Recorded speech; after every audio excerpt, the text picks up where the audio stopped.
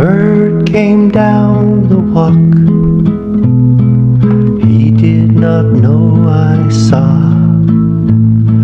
He bit an angleworm in halves and ate the fellow raw.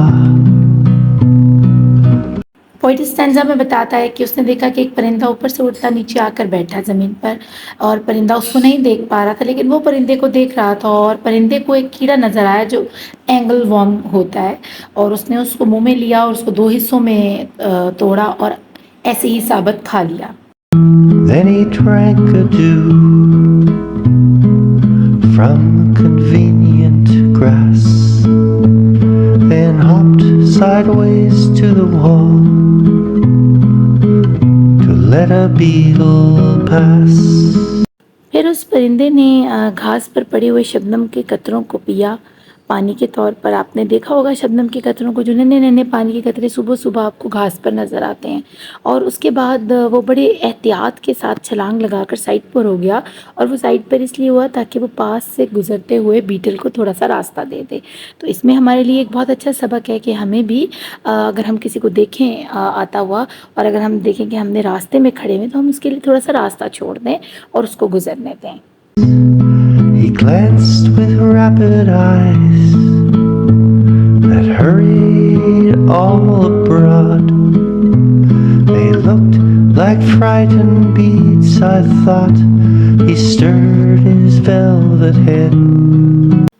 एकदम से परिंदा कुछ घबरा गया और अपनी आंखों को घुमा घुमा कर इधर उधर देखने लगा और उसकी आंखों में बहुत ज़्यादा डर नज़र आ रहा था। लगता था जैसे कि उसको मेरे होने का एहसास हो गया है और उसको लग रहा है कि उसको कोई इंसान देख रहा है।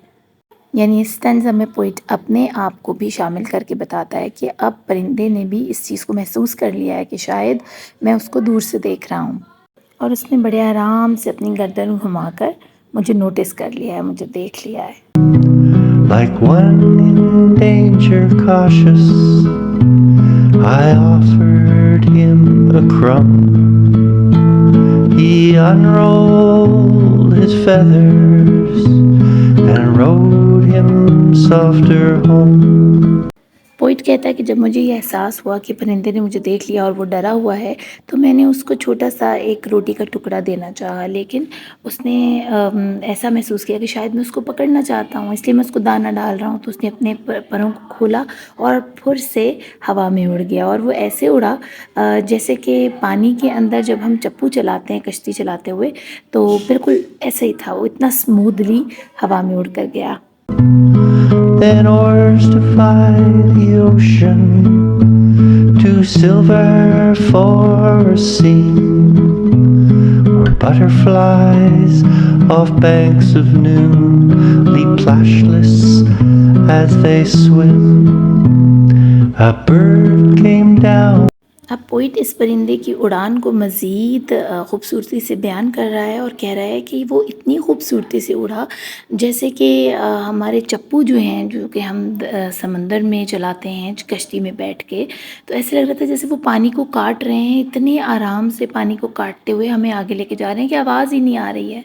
ठीक है, नहीं तो चप्पू चलता तो छक छक की आवाज़ आती है, पानी की स्प्लैश की आवाज़ आती है, तो वो बिल्कुल नहीं आ रही है। या फिर वो इस तरह उड़ा जैसे कि बटरफ्लाइज एक फूल से दूसरे फूल पर उड़कर जाती है और उनकी कोई आवाज़ नहीं होती और वो इतनी खूबसूरती से सॉफ्टली अपने परों को फड़फड़ाती हुई एक फूल से दूसरे फूल पर घूमती फिरती हैं दोपहर में।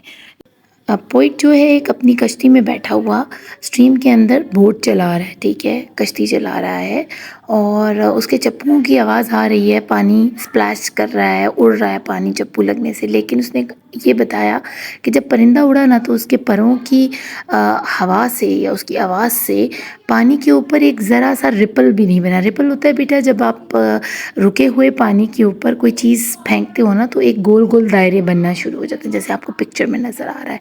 तो इवन कि ये रिपल भी नहीं आया, वो इतना खूबसूरती से और इतने सॉफ्टली उड़ा कि उसकी वजह से कोई ना शोर पैदा हुआ, ना कोई चीज़ हिली, ना कुछ बुरा हुआ, ना कि पानी की लहरों के ऊपर भी कोई असर नहीं हुआ। यानी वो इतना खूबसूरती से और इतना सॉफ्टली हवा में परवान भर ली उसने और वो हवा में उड़ गया।